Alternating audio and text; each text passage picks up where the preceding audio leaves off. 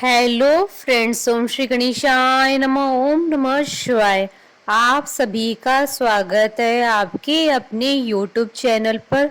Friends, आज हम आपको इस वीडियो में बताने जा रहे हैं साल 2024 की वैशाख मास की कालाष्टमी का शुभ मुहूर्त, निशिता काल पूजन का समय, पूजा विधि, व्रत कथा, महत्व और उपायों के बारे में। फ्रेंड्स, वीडियो शुरू करने से पहले आपसे रिक्वेस्ट है, अगर आप हमारे चैनल पर नए हैं और आपने अभी तक चैनल को सब्सक्राइब नहीं किया है तो प्लीज़ सब्सक्राइब कीजिएगा चैनल को, साथ ही प्रेस कीजिएगा बेल आइकन को, जिससे नए वीडियो से रिलेटेड नोटिफिकेशन आपको तुरंत प्राप्त हो सके।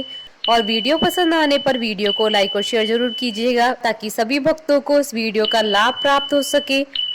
और कमेंट बॉक्स में ओम श्री गणेशाय नमः जरूर लिखिएगा। हर मास की कृष्ण पक्ष की अष्टमी तिथि को कालाष्टमी का व्रत किया जाता है। शिव पुराण के अनुसार भगवान शिव के अंश से ही काल भैरव की उत्पत्ति हुई थी, इसलिए अष्टमी तिथि को ही आने वाली कालाष्टमी को काल भैरव अष्टमी या भैरवा अष्टमी के नाम से जाना जाता है। मान्यता है कि इस दिन व्रत रखने से भगवान शिव जल्द प्रसन्न होकर आशीर्वाद देते हैं और अमोघ फल की प्राप्ति होती है। साल 2024 में वैशाख मास की कृष्ण पक्ष की अष्टमी तिथि 1 मई 2024 बुधवार के दिन है। मान्यता है कि कालाष्टमी के दिन भैरव बाबा पापियों को दंड देते हैं, इसलिए इसे भैरव बाबा की दंडा पानी भी कहा जाता है। काल भैरव की सवारी श्वान अर्थात कुत्ता है, इसलिए इस दिन कुत्ते को दूध पिलाना चाहिए, इससे भगवान प्रसन्न होते हैं। वर्तमान में भैरव की उपासना बटुक भैरव और काल भैरव के रूप में प्रचलित है, लेकिन तंत्र साधना में भैरव के 8 स्वरूपों के बारे में बताया गया है।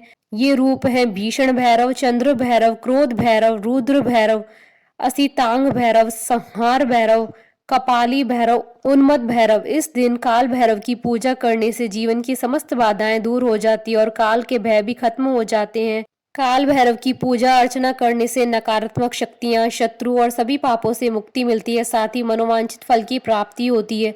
अगर कोई ग्रह अशुभ प्रभाव दे रहा है तो काल भैरव का व्रत करने से क्रूर ग्रहों का प्रभाव भी खत्म हो जाता है और शुभ फल देना शुरू कर देते हैं। इनकी पूजा पाठ से किसी भी प्रकार का जादू टोना खत्म हो जाता है, भूत प्रेत से मुक्ति मिलती है और भय आदि भी खत्म हो जाते हैं। मान्यता है कि काल भैरव को शनि का अधिपति देव बताया गया है और इनकी पूजा से शनि दोष, राहु केतु से प्राप्त हुई पीड़ा से भी मुक्ति मिलती है।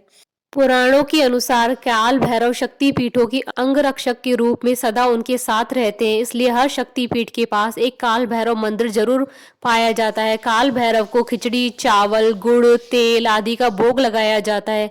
कालाष्टमी का यह व्रत रोग, दुख और शत्रु पीड़ा निवारण में सहायक होता है। इस दिन आप काल भैरव की प्रिय वस्तुओं का दान दे सकते हैं, जैसे नींबू, अकोन के फूल, काले तिल, धूप दान, सरसों का तेल, उड़द की दाल, पोहे आदि चीजें। फ्रेंड्स, अब आइए जानते हैं वैशाख मास की कालाष्टमी की शुभ मुहूर्त के बारे में। हिंदू पंचांग के अनुसार साल 2024 में वैशाख मास की कालाष्टमी का व्रत 1 मई 2024 बुधवार के दिन है। वैशाख कृष्णाष्टमी तिथि का प्रारंभ होगा 1 मई 2024 को सुबह 5:45 पर और वैशाख कृष्णाष्टमी तिथि का समापन होगा 2 मई 2024 को सुबह 4:01 पर।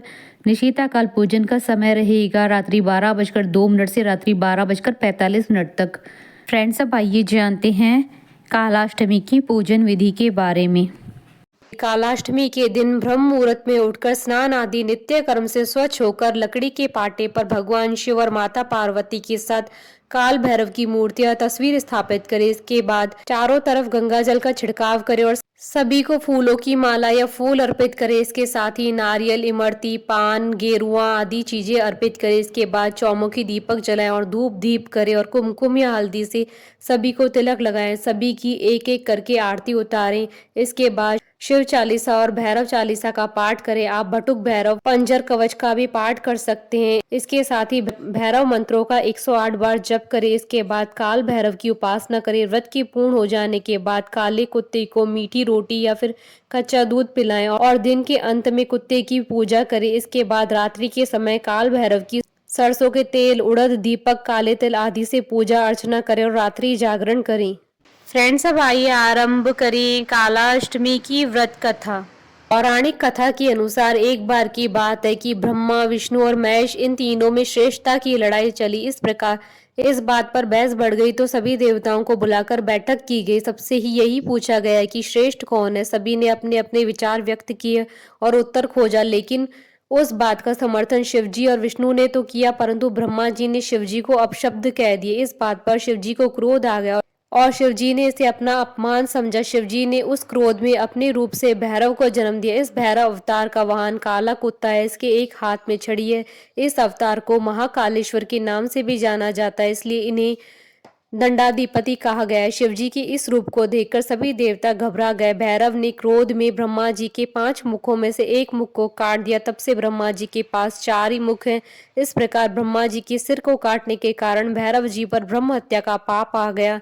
ब्रह्मा जी ने भैरव बाबा से माफी मांगी, तब जाकर शिव जी अपने असली रूप में आए। भैरव बाबा को अपने पापों के कारण दंड मिला, इसलिए भैरव को कई दिनों तक भिखारी की तरह रहना पड़ा। इस प्रकार कई वर्षों के बाद वाराणसी में इनका दंड समाप्त होता है। इनका एक नाम दंडपाणी पड़ा था।